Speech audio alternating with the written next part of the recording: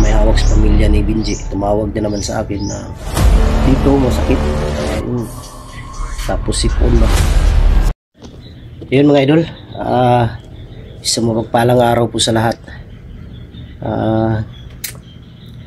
Pasensya po kayo mga idol kung wala tayong upload dahil sa dahil sa pakiramdam ko, ubo, sipon, tapos lagnat.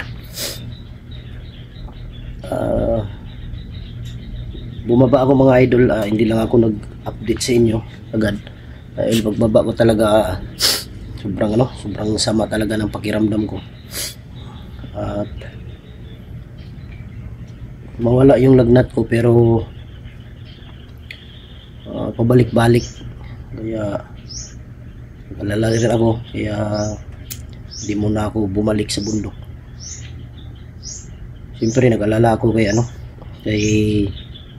Julio, dahil bumalik si Julio, natig niya ako pababa, at sa kay Benji din, at sa kanyang asawa at 3 anak. Kaya hindi ako mapakali mga idol na wala akong magawa, wala akong ginagawa. Kahapon sana aakyat ako ng bundok, pero nagalit yung asawa ko dahil sabi niya na gusto mo na bang magpakamatay? Ang vlog nandyan lang yan, kahit anong oras, kahit anong araw. Importante na mag-explore ka ng wala kang nararamdaman na sa iyong katawan. Kaya siyempre sinunod natin dahil para rin sa atin yun.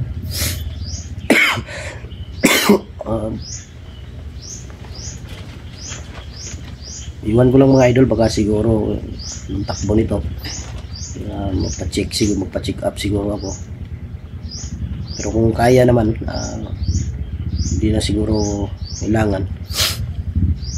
Kaya ako yung humihingi sa inyo mga idol ng pasensya dahil ilang araw din tayo hindi nakapag-upload dahil sa ating nararamdaman. At maraming salamat sa inyong lahat mga idol, sa inyong walang sawang pagsuporta mula noon hanggang ngayon. Lagi kayong nandyan. Siyempre po, Caution, you are under surveillance. Caution, you are under surveillance. Caution, you are under surveillance. Suportahan din natin yung mga kasama ko mga idol. You are under surveillance. Pasensya na kayo kung may maingay. Yan, yung CCTV ba, pag may tao na gilap, tutulog talaga siya. Kaya buti na lang yung tulong din, dahil hindi naman natin alam talaga yung may mga tao talagang mga siraulo. Malaking tulong din dahil naano niya yung mga tao ba pag dito kasi sa tuwing gabi, subang dilim dyan sa labas. Kaya abangan nyo lang mga idol yung update ko sa pagbalik ko sa bundok, pero hindi po siguro ngayon o bukas ba.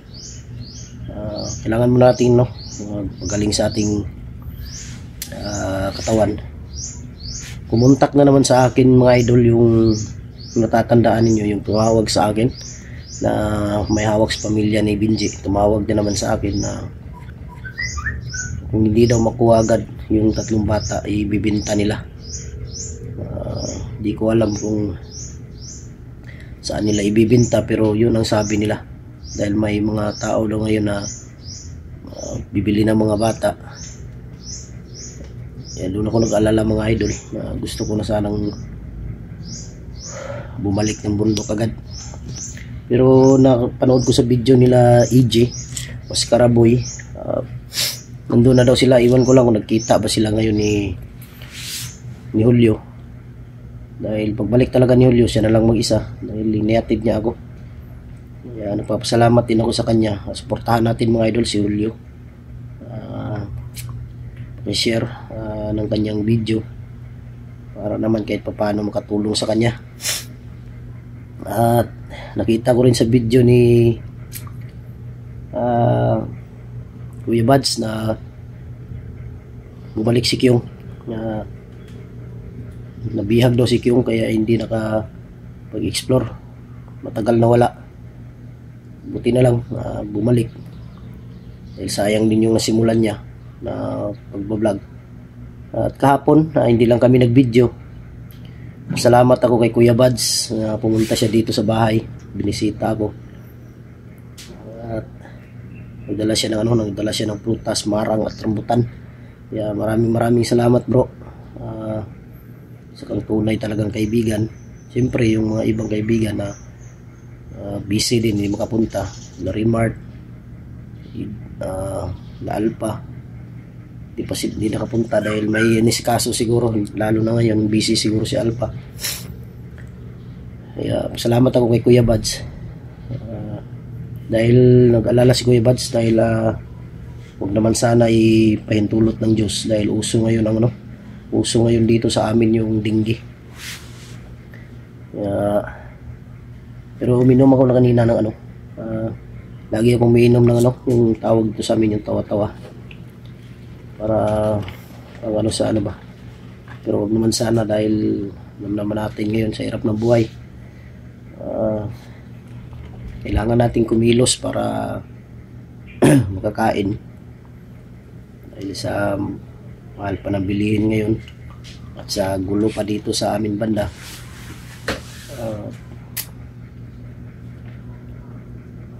Sana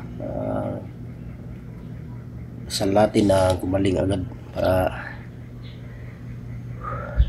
gusto ko sanang umakyat mga idol, pero kung ako lang talaga yung akyat ako mga idol, pero mahirap naman. Pilitan tayo ng asawa natin. Totoo naman dahil ang pag-explore, ang pag-vlog, nandyan lang yan lagi mga idol. Sa lagi lang kayo nandyan. Importante yung katawan natin, ingatan.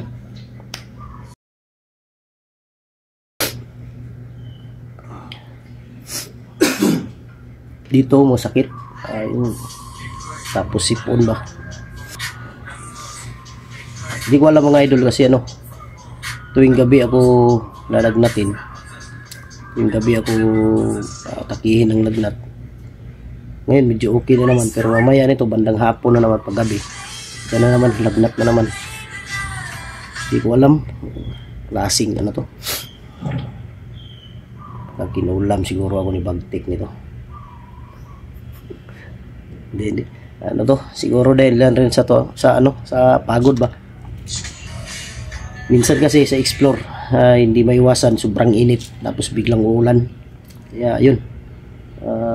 Saan ka naman sisilong doon sa bundok, walang masilungan. Kaya basa ka talaga sa ulan.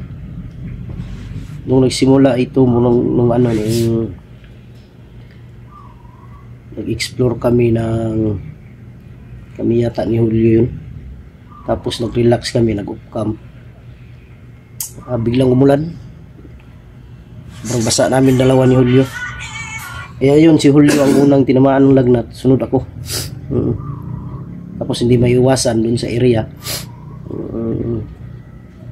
Kahit saan ka lumingon, kahit saan ka pumunta, may lamok. Yun ang problema. Kaya pero hindi ko pinangarap na ang ganon, na magkaroon tayo ng ganyang sakit. Yan, mahirap yan. Buti na lang sa awa ng Diyos, si Kuya Buds gumaling na din. Basta abangan nyo lang mga idol, yung update lang ako sa kalagayan ko para malaman ninyo na bakit hindi tayo nakapag-explore. Malaman nyo lang kung makapag-explore na ako dahil pakikita nyo naman yan sa pag-upload ng video.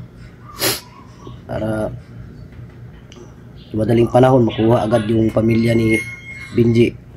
At syempre si Benji kailangan mahuli. Yun ang sabi ni Lolo na hulihin para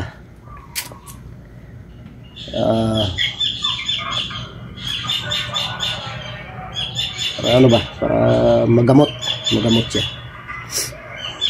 Dito lang ako sa bahay. Nakakaano rin kasi mga idol, nakakapagod, lagi nakahiga. Hindi ako magpakali. Dito ako sa labas, lalakad. para papawisan, kasi sanay tayo sa pag ano sanay tayo sa lagi tayong napapawisan, lalo na nasa bundok tayo. Kaya masasabi ko lang sa mga kasamahan ko, mga na sana wag abusuhin yung katawan. Kung pagod, mag-relax, wag pilitin kahit pagod, dahil abot ng pagdating ng araw, sisingilin tayo ng ating katawan.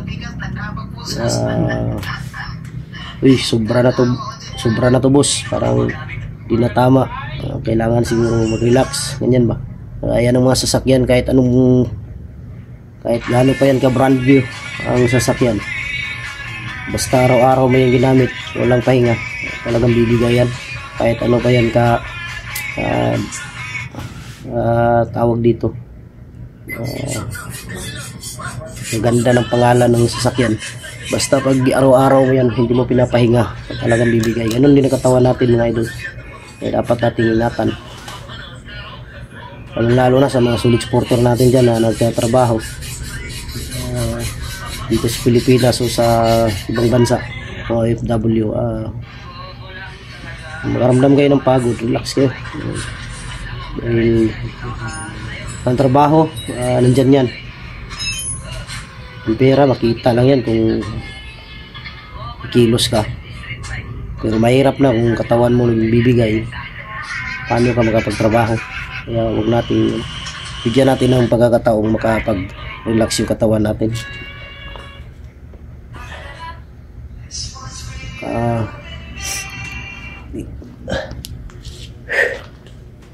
Ito lang ako mga idol, paikot-ikot dyan, punta ako dun sa labas. Dito nilagyan ko na ng ano, kasi open yan, nilagyan ko ng cyclone. Delikado, baka may papasok bigla ba.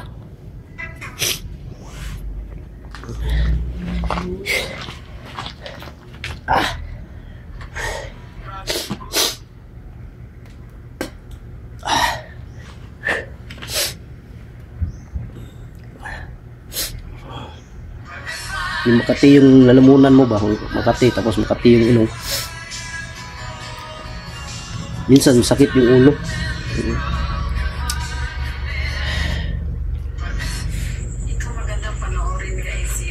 Mamaya siguro paano siguro ako mamaya patingin ba, wala namang mawawala kung paano tayo, para malaman natin ba kung ano yung ano natin.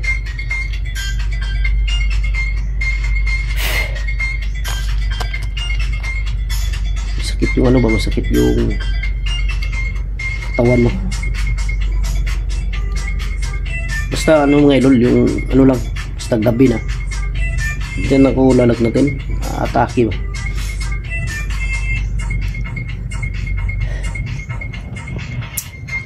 So ano to, kaya to, malakas na ano tayo, malakas na nilalang tayo.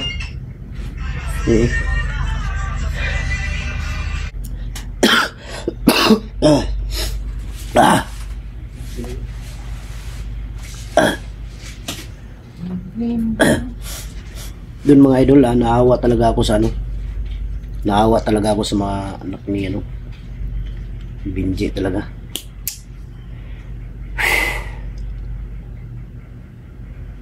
Pati mga bata ba, dinadamay nila sa kanilang ano.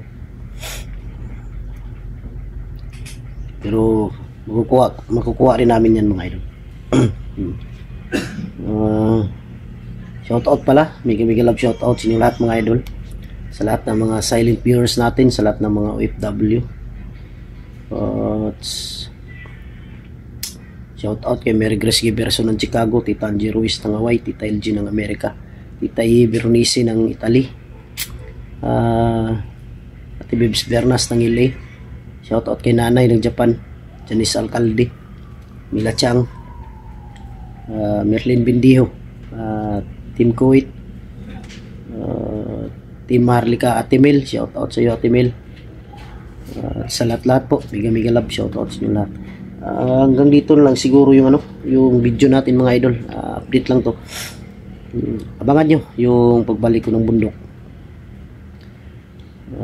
Abangan nyo lang mga idol, dahil malalaman nyo mag-upload ako ng video. Pero pag kaya na bukas, hindi na ako magdadalawa. Pero basta abangan nyo lang. Mahirap na, baka abangan na naman tayo. Yun, ulitin ko, maraming salamat sa inyong lahat mga idol. Tapos puso po ako nagpapasalamat sa inyong walang sawa pagsuporta. Mula noon hanggang ngayon, lagi kayo nandyan. Siyempre, unang-una sa Panginoon. Maraming salamat. God bless ating lahat. I love you all.